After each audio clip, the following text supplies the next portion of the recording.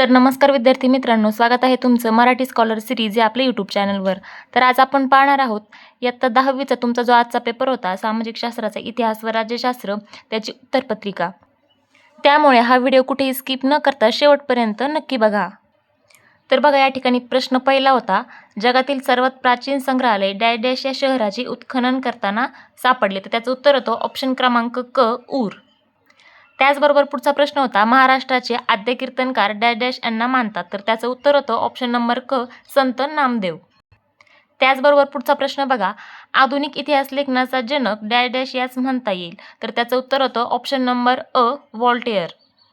त्यानंतर पुढचा प्रश्न होता, पुढीलपैकी प्रत्येक संचातील चुकीची जोडी ओळखून ती पुन्हा लिहा. तर यापैकी तुम्हाला ज्या जोड्या दिल्या होत्या त्यापैकी चुकीची जोडी होती प्रभाकर आचार्य प्रके आत्रे. तर त्याचं उत्तर ही चुकीची जोडी होती आणि त्याचं बरोबर उत्तर होतं प्रभाकर म्हणजेच हे जे वृत्तपत्र होतं ते भाऊ महाजन यांचं होतं. त्याचबरोबर पुढचा प्रश्न होता, यामध्ये तुम्हाला काही खेळाडू आणि ते कोणत्या खेळाचे आहेत त्याचे नावं दिलेले होते. तर बघा, या ठिकाणी काशाबा जाधव यांच्यासाठी फुटबॉल दिलं होतं, पण ही चुकीची जोडी होती कारण काशाबा जाधव हे कुस्तीपटू होते. त्याचबरोबर पुढच्या प्रश्नामध्ये तुम्हाला काही विद्यापीठांची नावं दिलेली होती आणि ते नेमकं कुठे आहेत ते दाखवलेलं होतं. तर यातली चुकीची जोडी होती महाराज सयाजीराव विद्यापीठ, दिल्ली. तर त्याचं बरोबर उत्तर होतं वडोदरा. मी तुम्हाला काल जी प्रश्नपत्रिका दाखवली होती त्या प्रश्नपत्रिकेमधील बरेच क्वेश्चन ह्या प्रश्नपत्रिकेमध्ये रिपीट झालेले आहेत, ते सुद्धा आपण आता पाहणार आहोत. त्याचबरोबर तुमचा पुढचा प्रश्न होता 2 मधला, दिलेल्या सूचनेनुसार कृती पूर्ण करा आणि त्यातली तुमची पहिली कृती होती त्याचं तुमचे उत्तर जे होते, तर इथं रिकामी जागामध्ये तुम्हाला 1959 होतं. त्यानंतर या रिकाम्या जागामध्ये मुंबई केंद्राचे प्रक्षेपण सुरू झाले हे होतं. त्याचबरोबर रंगीत दूरदर्शनचे आगमन हे 1982 साली झालं होतं. त्याचबरोबर इथं जी रिकामी जागा होती 1991ची, त्याचं उत्तर होतं परदेशी आणि खाजगी वाहिन्यांना भारतात परवानगी मिळाली.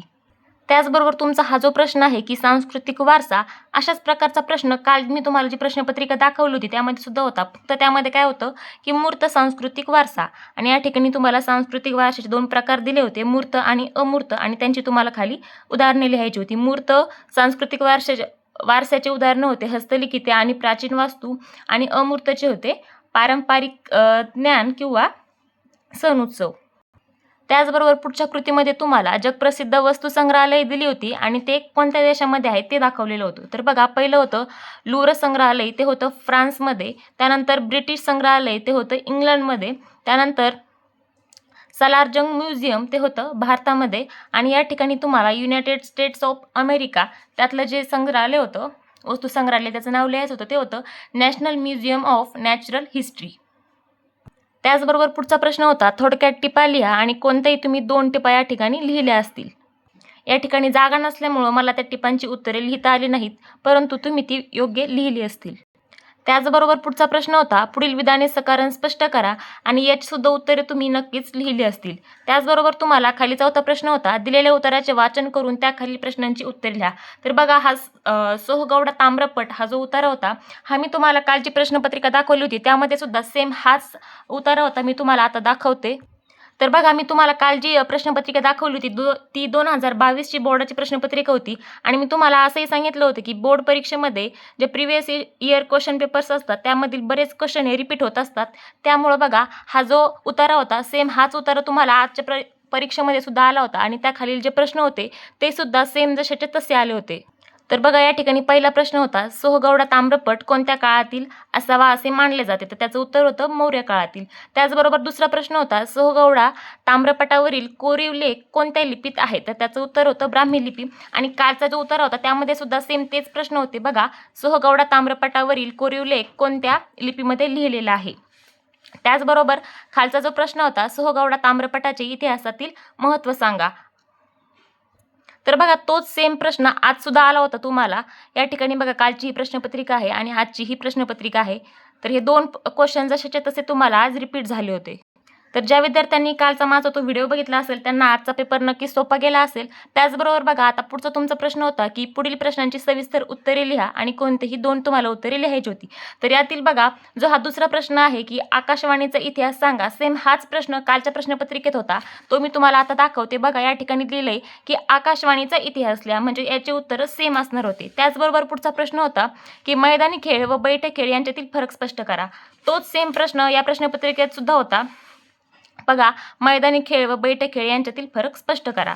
त्याचबरोबर जे विद्यार्थी आपले डेली व्हिडिओज बघतात त्या विद्यार्थ्यांना आजचा पेपर हा खूप सोपा गेलेला असणार आहे, कारण मी जे प्रश्न काल सांगितले होते तेच प्रश्न आज तुमच्या पेपरमध्ये रिपीट झालेले आहेत. त्यानंतरचा पुढचा प्रश्न होता, ऐतिहासिक स्थळांच्या जतनासाठी आपल्याला कोणती काळजी घेणे गरजेचे असते ते सांगा. हा सुद्धा क्वेश्चन मी तुम्हाला काल इम्पॉर्टंट क्वेश्चन्समध्ये सांगितला होता की हा प्रश्न तुम्हाला सविस्तर उत्तरांमध्ये नक्कीच येऊ शकतो. त्यानंतर आता राज्यशास्त्राची उत्तर बघूयात. त्यातला तुमचा पहिला प्रश्न होता की दिलेल्या पर्यायांपैकी योग्य पर्याय निवडून विधाने पूर्ण करा. त्यातलं पहिलं होतं, संविधानाच्या मूलभूत चौकटीला धक्का न लावता संविधानात बदल करण्याचा अधिकार डॅश डॅशला आहे, तर तो असतो संसदेला.